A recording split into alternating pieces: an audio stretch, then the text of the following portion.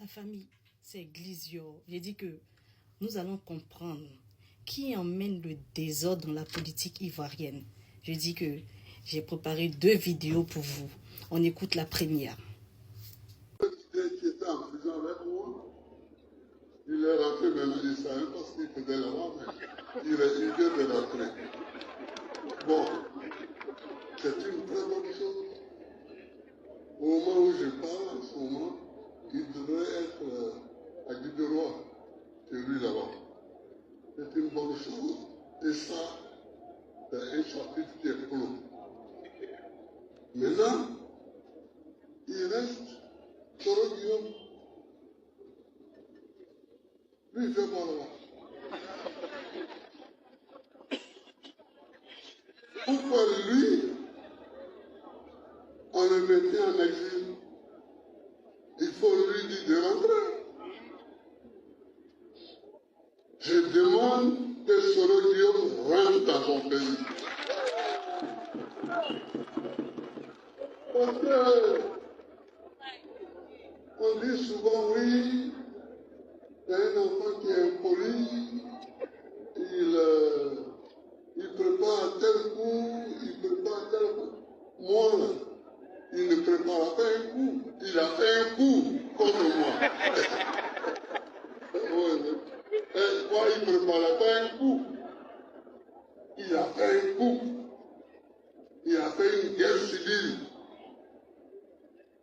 qui est partie de Ouagadougou avec la complicité du Burkina et d'autres pays que je ne veux pas citer pour ne pas aggraver les débats.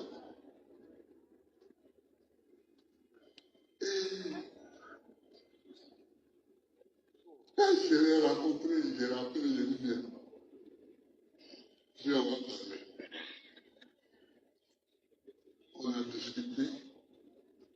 J'ai dit pour que tu aies confiance, allons chez ton pareil,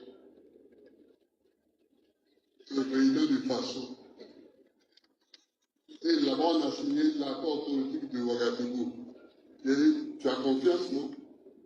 J'ai dit, oui. J'ai dit, bon, viens, allons en Côte d'Ivoire. Arrivé en Côte d'Ivoire, j'ai dit, viens être Premier ministre. Il était lui étonné de tout ça. Mais la preuve, c'est que bon, on a eu 3-4 ans d'académie, de paix où on a travaillé tranquillement. Donc il y a plusieurs manières de tuer les conflits politiques. Il y en a qui veulent les tuer en mettant les gens en prison, mais quand vous les mettez en prison, d'autres se soulèvent. Moi, je l'ai appelé. Voilà. Vous avez entendu ce que le président du PPACI a dit. On va écouter le président du GPS. Monsieur Ouattara et moi, nous avons été très proches, je dois vous le dire. Et M. Ouattara a pris des engagements vis-à-vis de moi. Le premier engagement était que je devrais, s'il gagnait l'élection, je devrais être son premier ministre pour un mandat, c'est-à-dire 5 ans. Il a été suffisamment intelligent pour me berner et raccourcir ce mandat-là à 11 mois. J'étais encore sous le charme, vous comprenez. Mes collaborateurs ne m'en voudront pas. Deuxièmement, je devrais être le numéro 2 de son parti, le RDR. D'ailleurs, le poste de vice-président du RDR, créé en 2008, était réservé à ma personne dès que je finissais donc ma mission à la tête du gouvernement.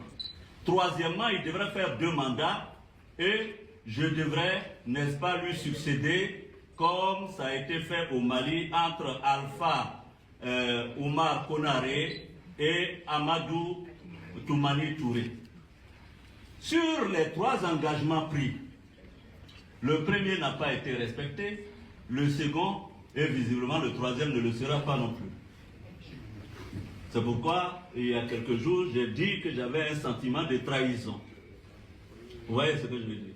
Donc, voici, et ces engagements avaient été pris devant Blaise Compaoré à l'époque, président du Burkina Faso, et ses engagements ont été renouvelés devant un guide religieux ivoirien.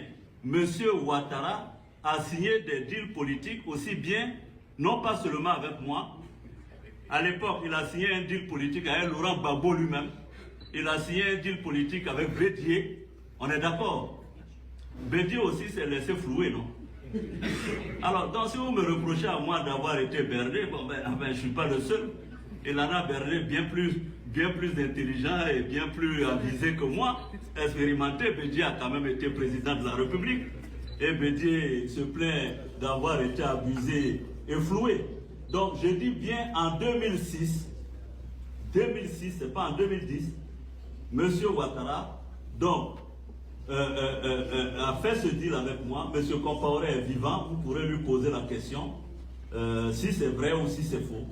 Maintenant, quand j'ai été nommé Premier ministre en 2007, M. Pascal, retenez-le, en ma qualité de Premier ministre, j'ai assuré l'impartialité du processus. Je dis que à travers ces 2 vidéos que nous tous nous avons écoutées, nous allons tous comprendre maintenant qui est celui-là même qui trahit toujours les autres. Oui, celui-là même qui se croit le plus intelligent que les autres. Oui, c'est de ça qu'il s'agit. Vous allez dire son nom en commentaire. Ressaisir. Agir avec stratégie, d'accord? Et non avec les émotions. Parce que les émotions, là, ça nous emmène à quoi? Rien et nulle part. Voilà, c'est ça qui est la vérité.